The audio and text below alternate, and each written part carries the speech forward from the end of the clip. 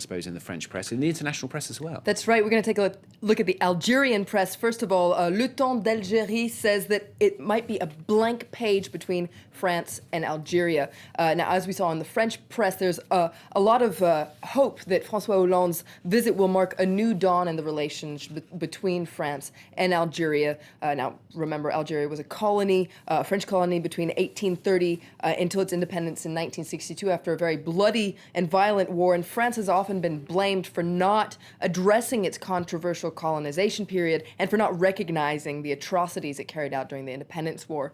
So there's a lot of hope on Hollande's visit. And this is also, you can see this in a cartoon in Liberté, which is in another Algerian daily. It's a cartoon that says that Hollande is eagerly awaited like the Messiah. And you see Hollande walking across the water from France to Algeria there. Okay, they're having fun with their cartoons, aren't they?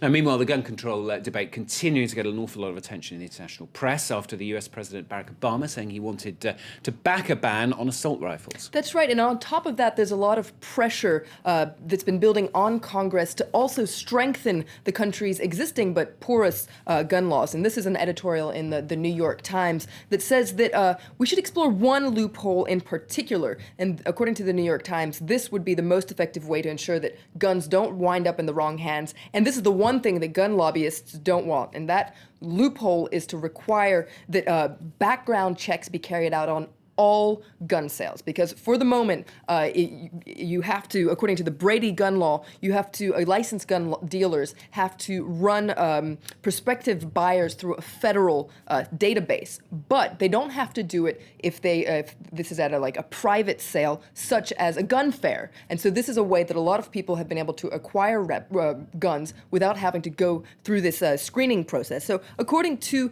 the New York Times, this is a gaping loophole that needs to be closed. It's not going to be the only way to stop guns from getting into the wrong hands, but it could be a good start. Now, the International Herald Tribune, however, seems a little bit less confident about what Congress will actually be able to do, and this is a cartoon in the newspaper today. You see Obama there saying, I'll use whatever power I've got to stop these shootings.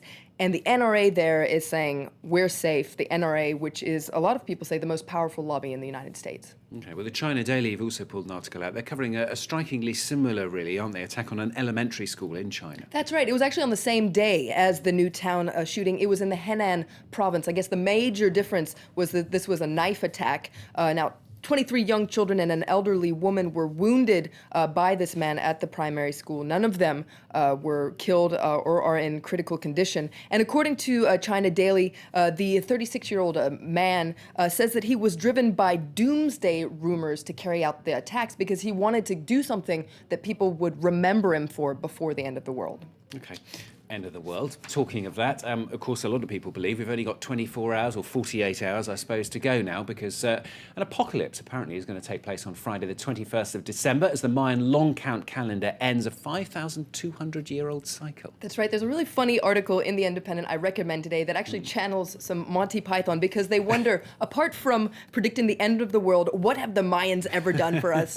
So, and before predicting our inevitable doom, according to The Independent, they gave us much more to appreciate and admire and learn from. For instance, Mayan cities were known for their architectural advances and urban design. They were really good engineers as well, according to The Independent. They had toilets that may not have flushed, but at least they used water pressure. They were great astronomers and wonderful artists, according to The Independent. Okay, we shall see if the prediction comes true. And finally, an unusual story coming out of Iran. The country's supreme leader, Ayatollah Ali Khamenei, appears to have joined Facebook. That's right. This was on his Twitter account. That's when the news came out. And within a few days, he had more than 10,000 likes. Now, he's already on Google+.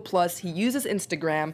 And Asharq Al-Awsat looks more into this because all these social networking sites have been banned in Iran since 2009, since there were massive protests in Iran that were helped organized by these social websites. Now, according to Asharq Al-Awsat, the reason he's on it is because a lot of Iranians still use these websites, and he needs to keep up with younger generations. Even though they're officially banned. Very complicated. All right, Flo, thank you very much, France, with the international papers here on France 24.